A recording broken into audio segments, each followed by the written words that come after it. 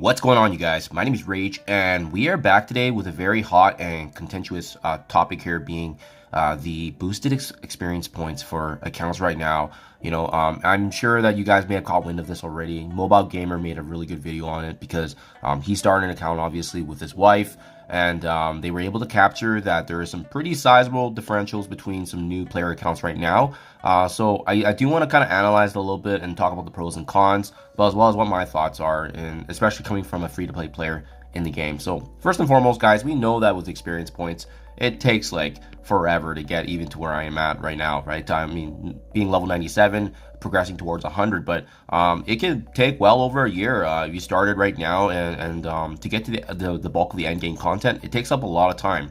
So what Scopely is doing right now is I suspect they're doing some sort of A/B testing on some new user accounts. That way they are getting that that quicker progression, if you will, to the mid game, and as well as translation to the end game. For the end game players like ourselves right now, like especially with us partaking in, the incursion campaigns that are available much later on in the game, the deeper, harder chapters, we have these events like right now going on with Sword Satellite. I mean, it doesn't really impact us holistically too much. If you do have that participation of those players coming into the end game in a very short amount of time, there's a chance that they could even get potentially squeezed into, let's say an end game mode like Sword Satellite. And let's say if these players do participate and they shouldn't belong in a event or specific end game stage, well, guess what?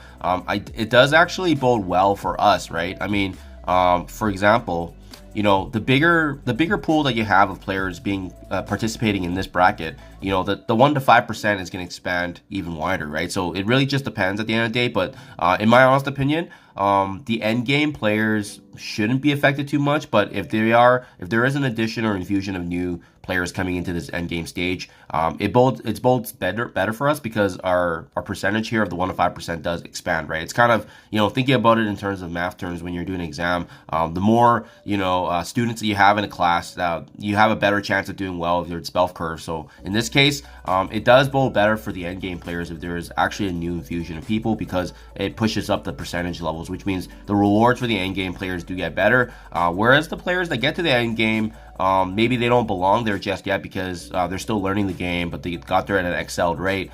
They may be, quickly losing interest and so forth, right?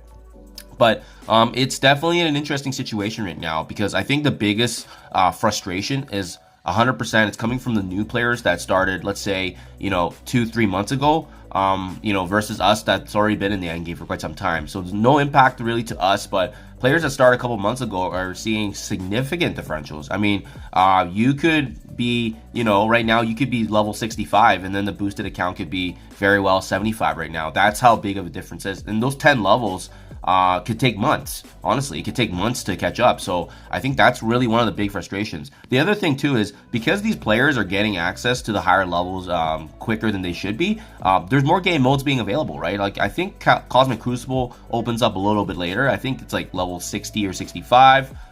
You're competing with Arena more competitively. If you have a higher level, you can increase the cap of your characters, obviously. But yeah, Arena, Cosmic Crucible. I think another big one is like the save squads. I think level 65 or 70 is when they open up, the infusion of additional save squads that you can actually blitz through. So it makes basically a lot of quality of life changes, right?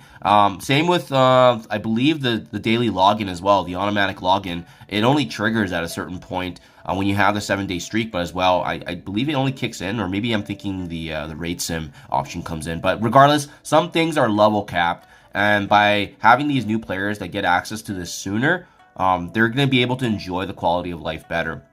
So that is why I think Scopely is doing this A/B testing for the newer accounts, because it's been circulated, especially by the player voice movement, that one of the biggest frustrations in the game is actually just getting to the end game, right? So, even if you look at the bulk of my characters, many of them stopped around, I would say, probably in that 60 to 65 region, where I started recognizing that some characters, teams, and quite honestly, they weren't worth investing at that point, right? At that point, you get a really good handle of the teams and synergies that you should be investing in and pushing higher. And a lot of these characters were at that pain point, right? I would definitely say, though, level 65 to level, probably around 75 to 80, it was like the slowest time in the game. Like, don't get me wrong, there's content coming in, but there's just not much you can do to expedite the experience and the speed of it. So I can definitely kind of understand where Scopely's coming from, because they want to boost those accounts so that way they're shortening that boredom time, right? That downtime of basically just going through the motions until you actually get hired, because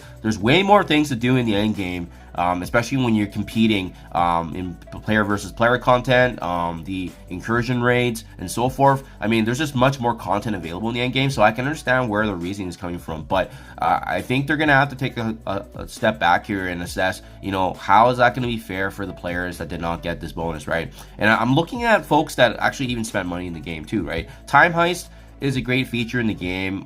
When I did the offer for review for this, is that it's actually pretty decent value for what you spend for your time, because this is a great way to get you to an expedited level, but you're paying the cost of it, which you fully deserve. But in order to even get to level 80 from level 1, you have to buy every single offer. So you'd have to buy the level 25 one for $24.99, 35 for $49.99, level 50 for $99.99, and then so forth, right? So it's pretty costly to get here, and I think that's kind of where a lot of frustration is, because you're seeing some players that paid for the Time Heist, and now you have these boosted accounts that actually even expedited above their level.